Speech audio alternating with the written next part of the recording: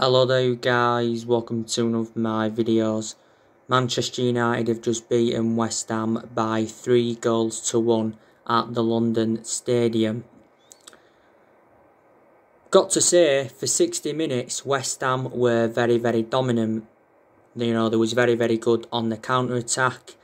They kept the ball well. They had chances. Jarrod Bowen, he had a goal disallowed. Jarrod Bowen made his full Premier League debut for West Ham. He also had another chance in the game. Pablo Fornals, he had some good chances. He hit the side netting, also hit the post. Sebastian Haller also looks dangerous for West Ham. And West Ham took the lead in the first half. It was a goal from Thomas Soucek. Declan Rice had got the assist.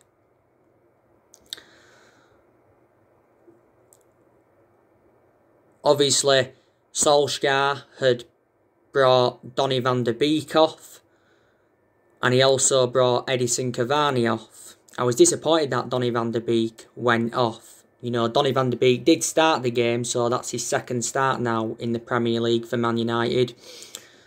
Edinson Cavani came off with a muscle injury. That was confirmed by Solskjaer. Anthony Martial, he started the game, but he had to be withdrawn. Martial did have a good chance in the first half. It was a good save from Fabianski. But I thought the game changed when we brought Marcus Rashford and Bruno Fernandes on.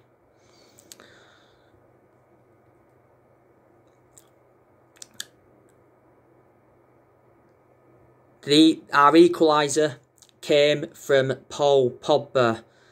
It was a thunderbolt from the edge of the box. Now, obviously it was Dean Henderson that started it all off. Dean Henderson kicked it out. There was a debate whether it was out of play or not. Obviously VAR had checked it, but it was too tight to call. But anyway, Fernandes received it from Dean Henderson's goal kick. Fernandes passed it to Pogba, and it was a fantastic finish, and that was 1-1. So good to see Fernandes get an assist. The second goal came from Mason Greenwood. Lovely goal from Mason Greenwood. I liked his first touch, and it was a fantastic finish. And it was Alex Telles that had got the assist. The third goal came from Marcus Rashford. It was a lovely chip over Fabianski. Rashford should have had another one because he hit the post before that. And it was Juan Mata that got the assist for Marcus Rashford's third. Paul Pogba had a chance as well. It was long range, but it was saved. Harry Maguire, he had a long range effort. Easy save for Fabianski. McTominay had a good chance in the game. But after 60 minutes, we totally dominated that game. So the win puts us into the top 4 now. And we have won our last 9 away games in the Premier League in a row. And we've won our last 4 games in the Premier League now. We haven't lost away from home in the Premier League since January. And that's a very good record. Now, we've got a big game against RB Leipzig on Tuesday. That's in the Champions League. It's our final game in the group stage. Manchester United need to draw or win to qualify for the knockout stage. It will be a tough game, will RB Leipzig. RB Leipzig have got one of the best young coaches in the world in Julian Nagelsmann. They got to the Champions League semi-final last season. And they finished third in the Bundesliga last season. Now, we beat RB Leipzig 5-0 earlier on in the season in the group stage. Rashford got a hat-trick. Mason Greenwood and Anthony Martial had scored the other goals, but I think the game at RB Leipzig's grounds is going to be totally contrast to the game at Old Trafford. And our next game in the league is Manchester City. Now that's going to be a tough game. Should Solskjaer revert to a back three in that one? Our home form is a concern because we have actually lost 4 games at Old Trafford this season.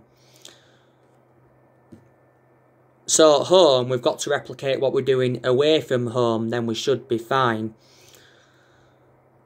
City game will be tough. You know, City have rejuvenated themselves recently. They beat Fulham 2-0 today. And not so long ago, they beat Burnley, was it 5-0? You know, City have got one of the best managers in the world in, you know, Pep Guardiola. You know, he's won 2 titles with Manchester City. He's also won a few League Cups with them. He's won the FA Cup. You know, he became the first manager to get 100 points. They won the domestic treble a few seasons ago. So we've got to be up for that Manchester City game. Now, obviously last season we beat City 3 times out of the 4 times we played them. So anyway, I'm going to delve into the player ratings from the game tonight. So, Dean Henderson, he's going to get a 7 out of 10. Now, Dean Henderson did make an early save. He also made a good save to deny Aaron Cresswell from that free kick. Dean Henderson obviously came in for David De Gea because it's been confirmed that David De Gea was injured. And obviously Dean Henderson played a part in Pogba's equaliser.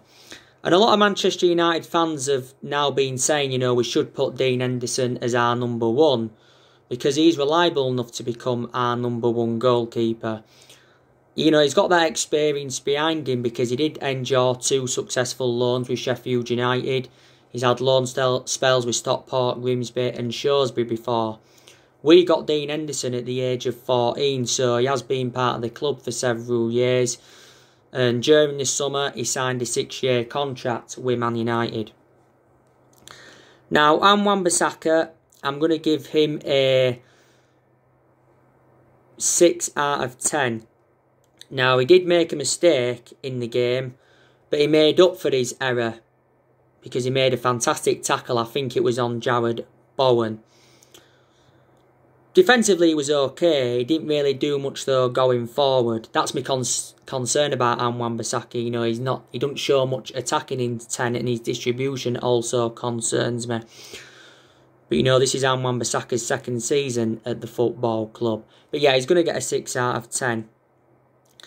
Now, Harry Maguire, I'm going to give him a 6 out of 10. I don't think he was brilliant. I think he looked sloppy at times in the game. Don't get me wrong, Harry Maguire has enjoyed some good games this season for Man United, you know, where he's been very effective in the air. And, you know, he showed that ability to play out from the back.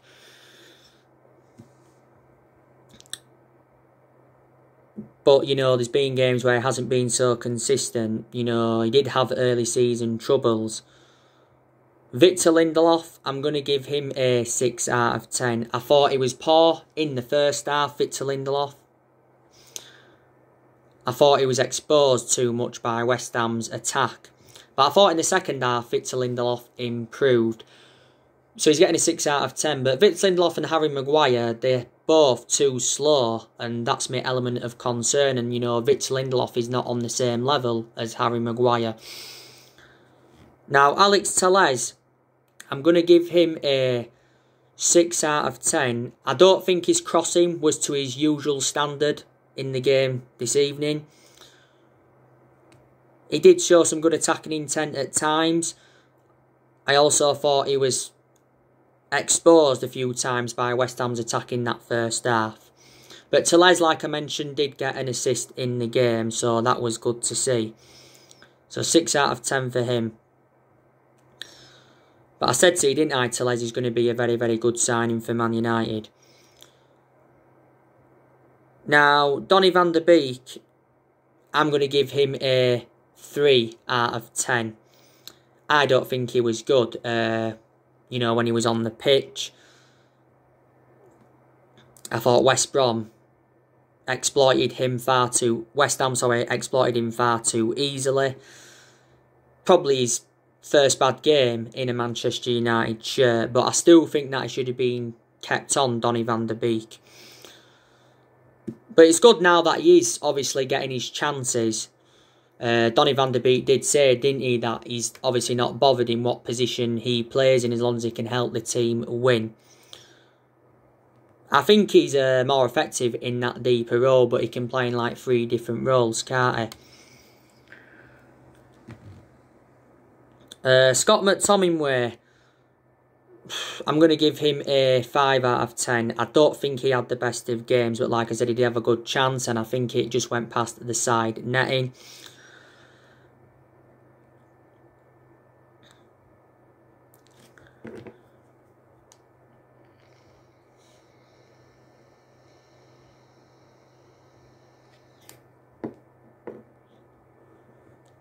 So 5 out of 10 for Scott McTominay. Now, Paul Pogba. He's going to get a 7 out of 10. Pogba scored a fantastic goal, like I mentioned. He also had a long-range effort. Definitely weren't the best player on the pitch, but I'm going to give him a 7 out of 10. Pogba actually did start the game. You know, he didn't start against PSG, but he came on. Pogba missed our last 3 games prior to the PSG game because obviously he had an ankle injury. Ollie confirmed that that ankle injury was totally contrast to the one that he had last season. Paul Pogba has had a long-running transfer saga, and there's still a possibility chance he could leave next year. You know, obviously he's been relentlessly linked with a move to Real Madrid. There's also been talks of him going back to Juventus. PSG and Barcelona have been in for him before. Pogba, as you all know, made quite a few comments during the international break, saying that this season's been the most difficult period in his career, and he says playing for France is a breath of fresh air. And he said in general, you know, about his struggles at Man United this season. Didier Deschamps, as France manager, was talking a lot about Paul Pogba during the international break. You know, he was basically saying Paul Pogba cannot be happy at the club for being left on the bench and for playing out of position and all of that. But I think it was Pogba's first start for quite a while tonight. We triggered that 1-year extension on his contract early on in the season. He weren't happy about that. As far as I'm aware at the moment, there's been no talks over getting him a long-term contract at the club. But during the summer, Mini Raiola said that we would hold talks over getting him a long-term contract. As it stands at the moment, he is our most expensive signing because we paid £89 million for him. Now, Anthony Martial, he's going to get a 4 out of 10. I thought he was poor before he came off. Like I said, he had a good chance in the first half. Martial just hasn't been clinical enough this season. You know, against PSG, he had 2 good chances, didn't convert them. You know, I think Martial should have been dropped today. I don't think Solskjaer should have started him. Martial, I thought, did well, though, in the Istanbul Başakşehir game. But prior to that, hasn't done well. Solskjaer explained why he's been struggling this season. This was prior to the Başakşehir game. Obviously, because of the 3-match suspension that he had in the Premier League. Because he did get sent off in our 6-1 defeat to Tottenham. But in reality, he shouldn't have been sent off in that game. You know, Martial now obviously plays on that left-hand side. But a lot last season he was playing centrally because Ollie was the one that gave him that number 9 shirt. But yeah, like I said, he was withdrawn.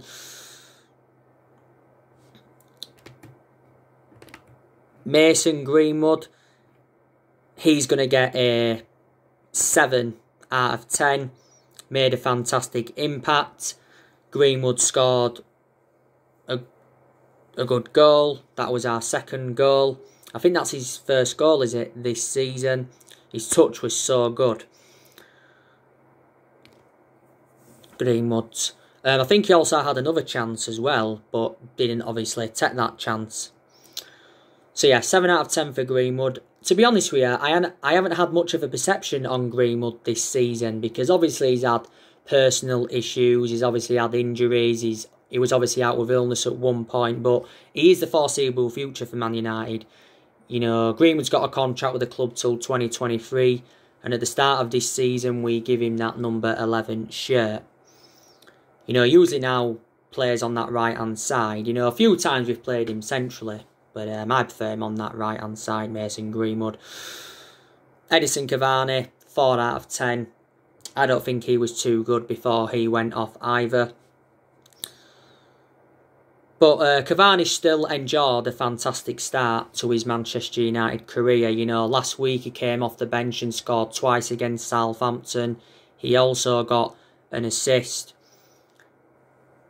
You know, he did well in the game against Besiktas. He did well in the game against West Brom when he came on. He did well in the 3-1 win against Everton, scored his first goal for the club. By the way, I think this was Edinson Cavani's full Premier League debut in the game this evening. As you all know, he's facing a 3-match ban. That's minimum. Obviously for putting a racist comment on social media. Shouldn't have done that though. The FA have been investigating this social media post. And Solskjaer did confirm prior to the PSG game that, you know, Edinson Cavani had apologised. And Solskjaer obviously says that, you know, he supports the FA for investigating the social media post. Marcus Rashford, he's going to get a 9 out of 10. Rashford was man of the match for me. Scored a lovely chip. Also hit the post like I mentioned earlier. Made some very, very good runs down that left-hand channel. Showed genuine pace.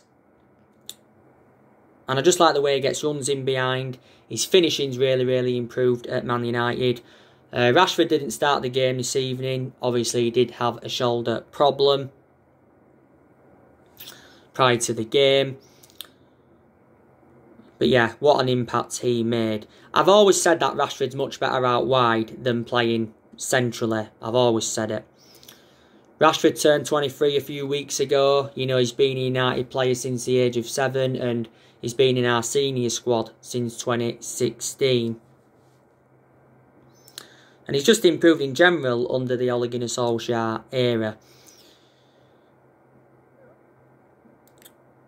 Juan Mata.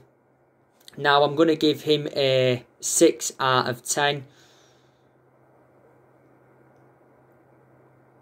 Got the assist, but prior to that, didn't really do a lot, Juan Mata.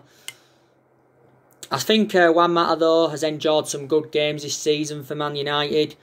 You know, he did well in both our Carabao Cup games earlier on in the season against Luton and Brighton. He did well in the game against Chelsea and Newcastle. Juan Mata's enjoyed a good career at Man United. You know, he's enjoyed a good 6 years or so at the club.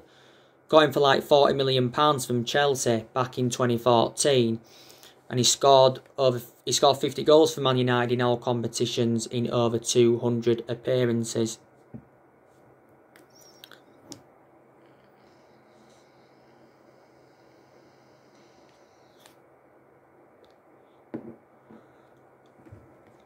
And Bruno Fernandes, he's going to get a 8 out of 10. Bruno Fernandes made a fantastic impact when he came on. Like I said, got the assist for Paul Pogba's equaliser. Dictated the play well. You know, Bruno Fernandes has just made the difference in this team. He really, really has. You know, I like the way he keeps the ball. I like the way he attacks. I like the way he finishes. He can even cross the ball well. But taking him out of our team, you know, we'd be in a worse position. You know, we'd be struggling, wouldn't we? More without him in our team.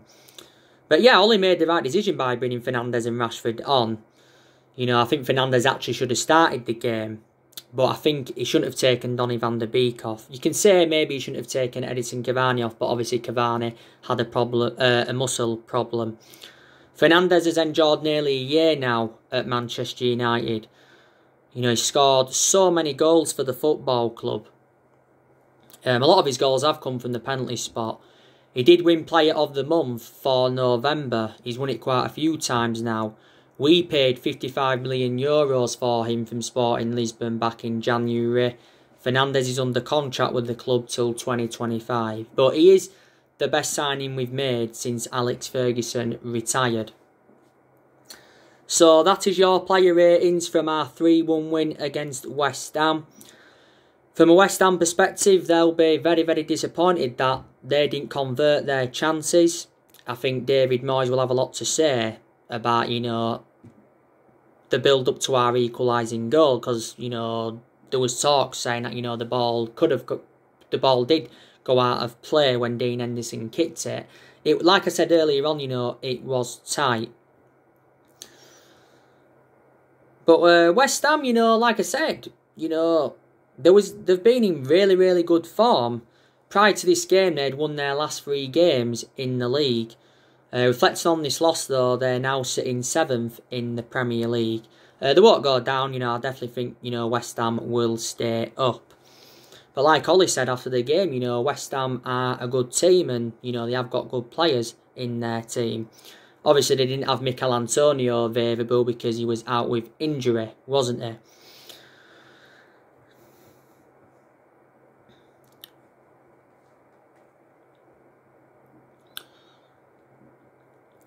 We've only got a few injuries now. Obviously, Luke Shaw's still out with a hamstring problem, but he's close to returning. Jones is still out with injury. De Gea's obviously now got another injury. It might be just a minor injury though. He did sustain a knee injury last week in our 3-2 win against Southampton, but like I said, David De Gea is going to remain our number 1 this season. Bay's now back. He's just come back from a muscle problem. Obviously, Lingard's now available. So it's good that, you know, players have been coming back from injury. Probably Cavani's injury won't be severe. Did Donny van de Beek sustain an injury as well, I think I heard. But yeah. So yeah, Ole Gunnar Solskjaer beats David Moyes as Manchester United manager. You know, to be fair to David Moyes, he's done well at West Ham. You know, he's in his second spell now with West Ham. He didn't do so well though in his first spell he had with them. Tonight, you know, David Moyes was reuniting with Man United because David Moyes is a former Man United manager, isn't he? He's managed Real Sociedad and Sunderland before, but he was very, very poor at them teams. At Everton, he did well though. He endured around 11 years with Everton. So anyway, we focus on the next game against RB Leipzig on Tuesday. That's a big game for Manchester United, and it's going to be interesting to see how Ole lines up in that game. Probably make some changes from the 3-1 win against West Ham. Now, I've got to say, Ole Gunnar Solskjaer will remain Manchester United manager for now. Reflecting on the 3-1 loss against PSG midweek though, the pressure went back on him. You know, I think Solskjaer could still be Manchester United manager in January. He really, really could. Like I updated you recently, Ed Woodward said that Manchester United will back Ole Gunnar Solskjaer with a long-term plan centred around summer transfer windows. And Woodward's come out quite a few times to support Ole Gunnar Solskjaer. You know what I mean? So if he's still Man United manager in January, hopefully he can get the right backing Ole and he can get the players that he wants in. We're obviously going to get rid of players next year because he's still deadwood in the squad we need to get rid of. But during the summer transfer window, he wasn't backed enough by the board. The board haven't backed any managers that we've had since Ferguson left. Don't get me wrong, you know, there's still issues at the football club that Solskjaer needs to solve. Like I've been saying, he needs to solve the Pogba issue. He needs to identify his best 11, because I don't think he knows his best 11, Ollie. Even though he's used it a few times, or almost gone with our best 11. I think he needs to select the right formation. As you all know, Ollie goes a lot with that 4-2-3-1 formation. You know what I mean? Solskjaer, you know, recently made a prediction ahead of the January transfer window. And he says he doesn't expect many ins or outs in January. That's what he said. Because he's happy with our current squad. Now, there was no Facundo Pellistri this evening. Like Solskjaer said prior to the game in his press conference, that, you know, he has been training with the first team and he's been playing for the reserves. And he actually said he could have made his full Premier League debut this weekend, but obviously it hasn't happened. We paid £9 million for Facundo Pellistri from Penaril. Obviously, Amad Traore, he should be joining the football club in January. Ole Gunnar Solskjaer hopes he will obtain a work permit. We paid an initial fee of £19 million. It could rise up to £37 million with add-ons included. But yeah, Ole has been Man United manager now for almost 2 years. Sometime this month, it is his 2-year anniversary at the club. You know, he's under contract with Man United until 2022. And I said if we could finish in the top 4 this season, and if we could win a trophy, that would represent a very, very good season for Man United. Then that would give us something to build on. We could win a trophy this season. And Ole, don't forget, recently said that Man United can win the Premier League. And he says, you know, the job's not too big for him. So Ole's not ruling out a title challenge. You know, there's still plenty of games to go this season. You know, we've been up and down this season and all of that. Like I've said, Solskjaer hasn't got that proven pedigree as a manager. You know, because obviously before he came to Man United, he was at Molde. He won a few Norwegian titles at Molde. And before he was at Molde, he was at Cardiff. He enjoyed a very, very short tenure with Cardiff. The main explanation he got sacked from Cardiff is because he ended up getting Cardiff relegated, didn't he? The other week, like I updated you, Solskjaer was discussing his contract situation at Man United, and he basically said, look, it's not his priority yet. A new contract is not his priority yet, that's it. He said his priority is leading the club to long-term success, and he did mention that the team are going places under his guidance. But yeah, it's good that we're making plans for next year. We've got a lot of players on our agenda. You know, I think Man United need to definitely get a centre-half in next year to partner Maguire, and I think we also need a right winner. Ole has spent over £200 million since he became Man United manager, and he's enjoyed 4 transfer windows at the club, and he has made good signings. You know, we've also seen a lot of players depart the club since he got recommended in. So anyway, guys, that's everything to update you today. Drop me comments, likes below on the channel. If you do, consider subscribe as always, and take care. God bless. See you all again very, very soon.